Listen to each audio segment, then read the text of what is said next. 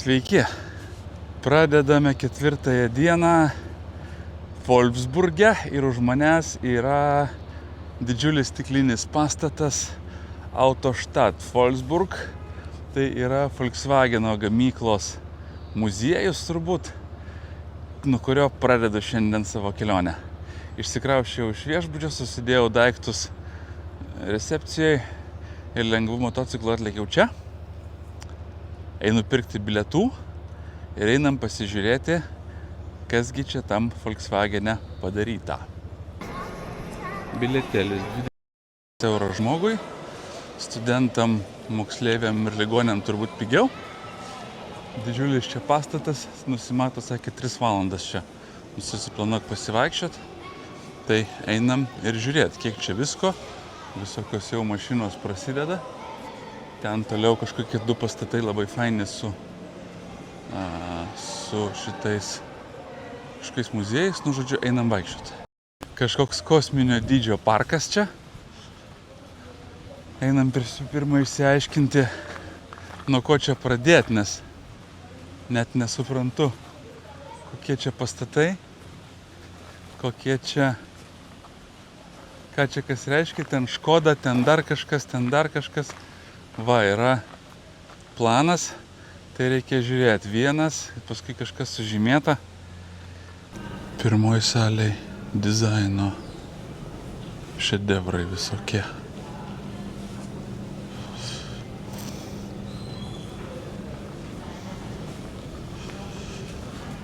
Štai jau 19 amžius. Čia Benzo. Čia Lancia.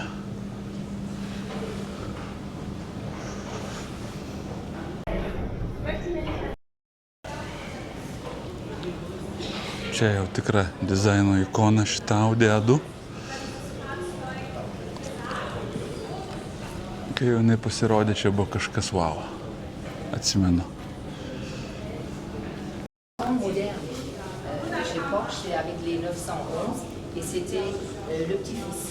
Nu va, pats pirmas klasikinis 911 Porsche, 68 metai. Pats pirmas klasikinis Porsche. Keičia motociklai tokie Porsche. Volkswagen Beetlas, vabaliukas. Buvo gamintas nuo 1938 metų, sukurtas Ferdinando Porschės. Ir paskutinis modelis gamintas Meksikoje iki 2003 metų. Tai yra turbūt ilgiausiai pasaulyje gamintas modelis. Jaučiat gaut? Dabar 2003 metų laidos vabalą šitą. Kaži, kiek kainuotų? Tai šitų Austin Mini padarytas milijonas. Įsivaizduojat? Įvairių modifikacijų. Nuo 65 metų. Nu ir čia visokių tų kompaktiškų mašinyčių.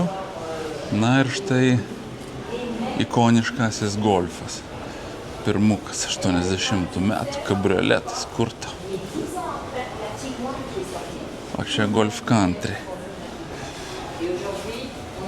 Visureigis, įsivaizduojat? Atsimenat tokį?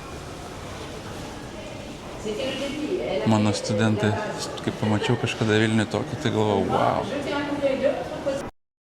Va, už manęs GTI Golfai. Na, vyresnė atsimenat, kas turėjo GTI Golfą, tai buvo pirmas bernas ant kiemo. O GTI neslupdavo kaip velnė. O, Lambo. Net neįsivaizdavau, kad Lambo... O, Lambo. Net neįsivaizdavau, kad Lambo tokią mašiną buvo padarę. Bet jau gražumas Kas čia per modelis? Lamborghini 350 GT. Nu, nerealiai graži. Kažin, kiek milijonų dabar tokia kainuoja. Nu, tokios jau matytos. Ir čia visas paviljonas. Vien tik Lamborghini istorija.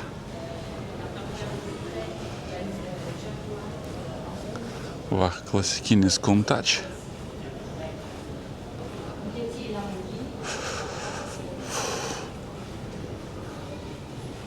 Atrodo kaip dirbtinio intelekto nupieštas.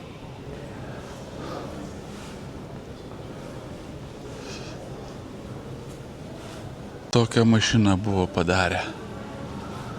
Bet jau gražumas. Kas čia per modelis?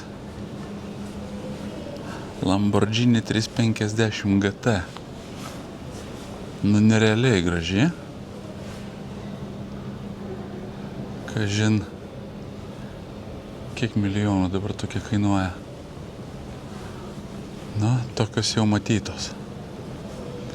Ir čia visas paviljonas. Vien tik Lamborghini istorija.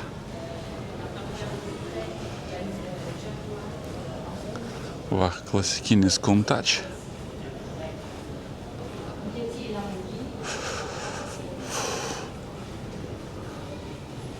Atrodo kaip dirbtinio intelekto nupieštas.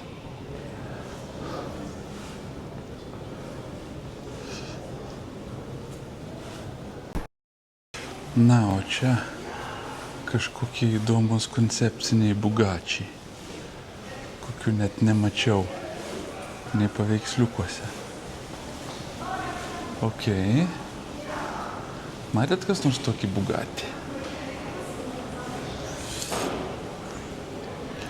O čia dar visokį Bugatti. Visas paviljonas. Vien tik tai tokių Bugatti, kur net neįsivaizduoju, kad yra. Tokį va matęs.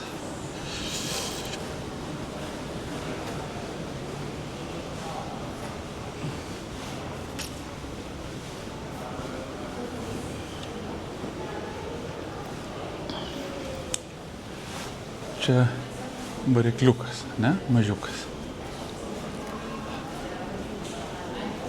Čia mažas varikliukas. Na, žodžiu, inžinerinė mintis yra pas vokiečius ir pas italus.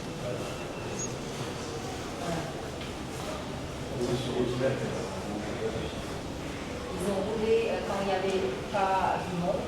Ils ont roulé à un endroit où c'était pas limité. Parce que la police, elle a regardé qu'est-ce qui se passe ici.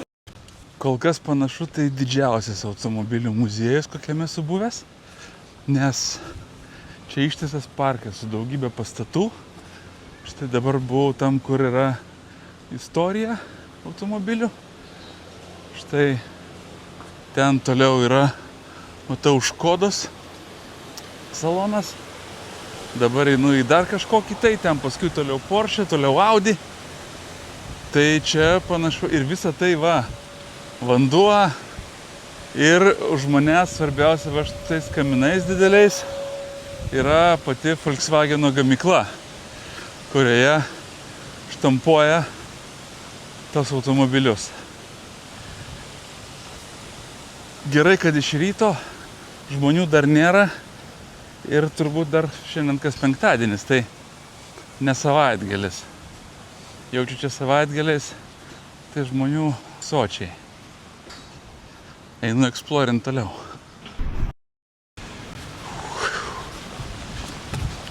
Va, čia kažkoks tai tunelis, kuriame, sako, motorsporto visokie pasiekimai.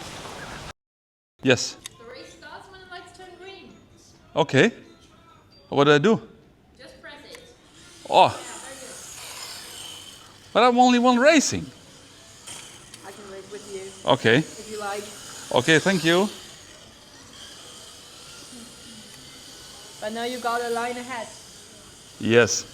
But you work here and you're an expert.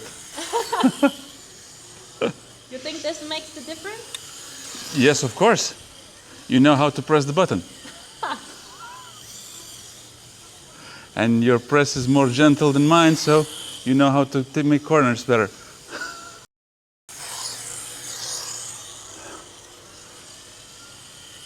Where are you from? Lithuania. Where? Lithuania, Litauen. Litauen. Buvau čia tam autosporto salone. Ten pačiam nieko gero, bet ten tokia šiaip lenktynių trasa, žaidimas pažaisti. Žmonių nebuvo, tai su pačia administratorė pažaidėm, jinai sako, aš tam palenktyniausiu. Pabendravom, sakė, aš pati motociklą vairuoju. Buvo gerokai nustebus, kai pasakiau, kad aš čia iš Lietuvos į Angliją važiuoju. O sako, that's far away. So, einam dabar į Škodos saloną. Škoda, Simply Clever. Ir į darbą, ir į sodą. Na, Škodai tai čia mažoka. Eksponatų tikėjausi daugiau. Na, bet vis tiek yra ką pasižiūrėti. Čia daugiau. Labiau netgi pardavimų saloną man panašu. Škodos salonėlis pasirodė labai mažas. Dar čia šį bei tą remontuoja, matau už manęs čia Cupra bus. Na, o dabar einam į pastatą su 4 žiedais. Matyt, kad ten Audi bus. Pažiūrėsim, ką jie ten Audi audžia. Kas žinot vokiškai Ausgang ir Eingang. Man atrodo, Eingang yra įėjimas. Tai einam. Eingang, nu žodžiu, eiti. Audi pasitiko maloniai. Nu ir čia, wow, can we design tomorrow? Čia kažkoks tunelis į ateitį. Ir čia mane pasitinka kažkokie tai Audi modeliukai. SQ6. Va, naujasis A6. Tuk.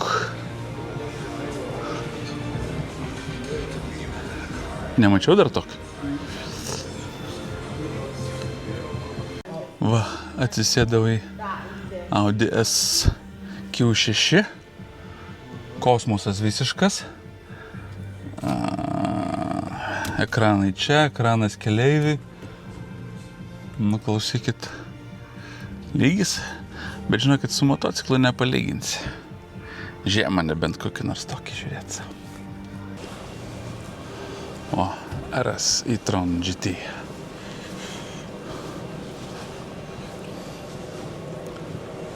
Čia irgi toksai showroomas matau. Nes visos mašinos atidarytos, leidžia užilį įlipt, leidžia ateit, apžiūrėt. Išbandyt. Imkit, pirkit vaikai Audi. Kol gyvenimas nesnaudžia. Štai koks aš poetas. Nu, pasižiūrim Audi e-tron GS. Lekiam kur nors. Žiūrėkit, opa. Elektrinė. Viskas čia galim. O, užsidaryt duris. Nu, patogu sėdėt. Vairas Alcantara. Jėga, mygtukų daug, visko. Viena bėda. 4 ratai. Kas geriau? Audi e-tronas ar 2 motociklai?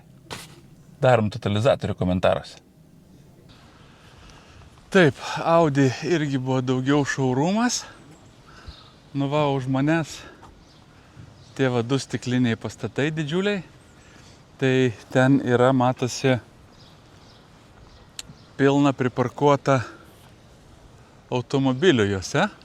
Čia tie garsieji Wolfsburgo, šitas robotas ten viršuje, tas mašinas padeda ir pakelia. Nu va, dabar einu toliau į pagrindinį Volkswageno showroomą. Įsivaizduoju, kad čia bus pagrindinis. Na ir turbūt jau bus į pabaigą. Čia golfukai, 50 metų GTI. Nu tai taip, čia yra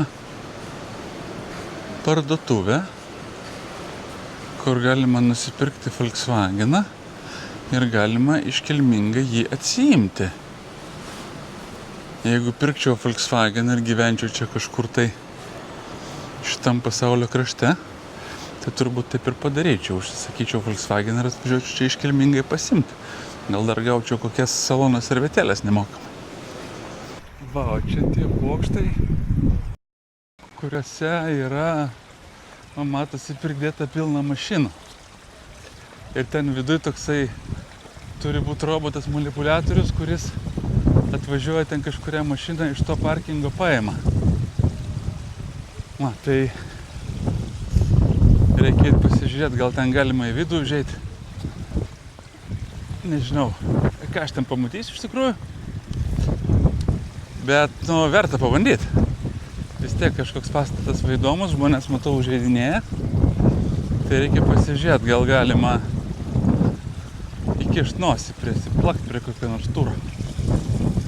Einam, pabandysim. Jo, čia gali jaučiu mašinos paruoštos atidavimui. Čia parkuojasi ir va, tokia manipuliatoriaus ranka paima mašiną ir padeda į atitinkamą lentynėlę ir paskui atveža. Kaip priklauso. Nu va, tai galėtų būti tokį pastatyti kur nors Vilniaus centre kaip parkingą padaryti ir būtų mokamas parkingas, padėjo mašiną į lentynėlę ir sprendžiam parkingo problemą. Na, beveik 2 valandas paleidau šitam muziejui. Čia ne tiek muziejus, kiek showroomas. Čia ir pardavimas ir paroda. Tas istorinė automobilių kolekcija tikrai įspūdinga. Na, daugiau ten Škoda, Audi, Volkswagenas, tai daugiau naujų mašinų pristatymai. Šiandien jie švenčia 50 metų GTI. O, tai kavytės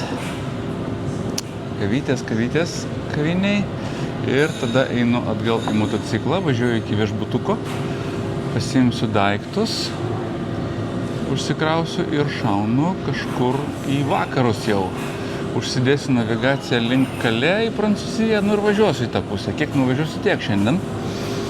Paskui dabar jau kiek 12 valandų, tai pusvalandį dar, kol aš čia geras, kem 5 minutės iki išvažiuosiu. Ir iki kokių 6 vakaro važiuosiu, paskui matysim. Kažkur nakvosim. Kažkaip su navigacija man prastai sekasi, kadangi užsidėjau tikslą į Kalė uostą Prancūzijoje ir prašiau, kad vengti autostradų. Įspėkit, kur aš dabar važiuoju. Klasikinių vokiškų autobanų, kur greičio limito nėra, kur greitis ribojamas tik tai vairuotojo automobilio variklio ar transporto priemonės variklio galingumu. Ir greitis čia nejuokingas. Mažiausias greitis 135, tai 2 juostą važiuoju. Ir man rodo nusukimų už 240 km. Ką jūs savo galvojat? Vengti autostradų. Už 30 km bus degalinė. Taip ar taip stosiu kuro. Ir reikės trumpinti maršrutą, nes panašu, kad Veizas nesugeba suskaičiuoti Kalė viso maršruto vengiant autostradų. Reikės tarpinį kažkokį tai užsidėti tikslą. Nevaryčiau tam autostradom. O tai nejauku, nei smagu. Ir čia jaučiu, kas nors var nukristų ar atsikabintų, ar viską būtų mišęs. Tai už tai reikia vengti autostradų ir smagiau važiuoti ir saugiau žymiai. Aš sakiau, kad aš teisus. Teslas veža traileriais. Ir šitaip Tesla feikina Range'ą. Va, pilnas traileris Teslų važiuoja tarpmiestiniais maršrutais. Vairuotojai turbūt traukiniais važiuoja, paskui pasiema ir važinėja toliau po miestą. Apsimeta, kad taupo. Autobane benzinas, žinokit, po 2,43. Įsivaizduojat? Tai čia Vilnius su savo euro 80 ar juokingai. Autobane benzas 2,3. Košmaras. Gerai, kad nedaug reikia. Šiokios tokios karščio naujienos. Pasirodo mano šitą striukę. Ne tik, kad pamušalai visi išsijama, bet dar ir atsisega čia visa. Ir čia krūtiniai, ir nugaroj dar visa nugara atsisega. Susipakuoja ten viskas į vidų ir jinai pasidaro tokia labai stipri ir gerokai prapučiama visur. Ir dabar visai komfortiškai važiuoju. Miesteliuose truputėlį karšta, bet šiaip jau tas plus 30 toks ir baisus. Kuomet lengvas brizelis kiaurai prapučia, visą tą prakaitą išvalo. Kojinės labai svarbu. Kojinės yra vilnonės. Su merino vilna. Atrodo nesąmonė, bet labai gerai prakaitą iš pėdų ištraukia ir išventiliuoja. Ir kadangi, tiesa batai ne visai vasariniai, bet ir ne žieminiai, tai irgi pakankamai ventiliacijos yra, nešunta kojos, tai vat net ir per tokį karštį. Tai iš tiesų gal ir neblogai čia ta mano apranga visai. Kaip kažkas sakė, žymiai geriau yra šiek tiek pakentėti karščio, negu paskui kęsti nubrozdinimų skausmą, jei nebent toks atsitiks. Sustojau papietaut Vokietijoje kažkur tai prie Aldi parduotuvės. Mano pietus va maždaug taip atrodo. Kažkokio tai gero kumpio, bananų, uogų ir bulkos. Va, užkandu ir važiuoju toliau. Va, prieina prie manęs Petras, sako, labą dieną, ar iš Lietuvos būsit? Iš Šiaulių. Iš Šiaulių. Jo. Tai va, pašnekinom, čia žmogus gyvena jau kurį laiką Vokietijoje. Tai paplepėjom, kol aš jau užkandau. Sakė, irgi pats mėgėjas keliauti. Taip. Tai va. Mėgstu pakeliauti. Tai ką, ačiū, kad užkalbinai, Petr. Malonu buvo. Iki sėkmės. Italas važiuoja savo su GS apsikrovęs visas.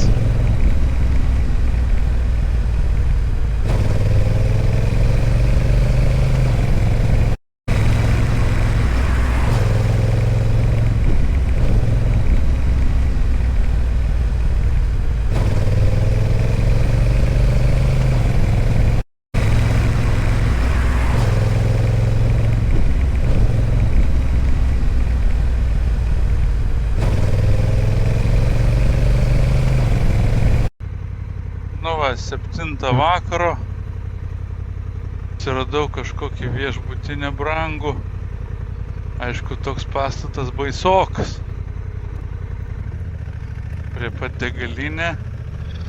Aplinka čia tokia industrinė, bet pernakvot užteks, manau. Lendam čia prie receptiono, pažiūrėsim.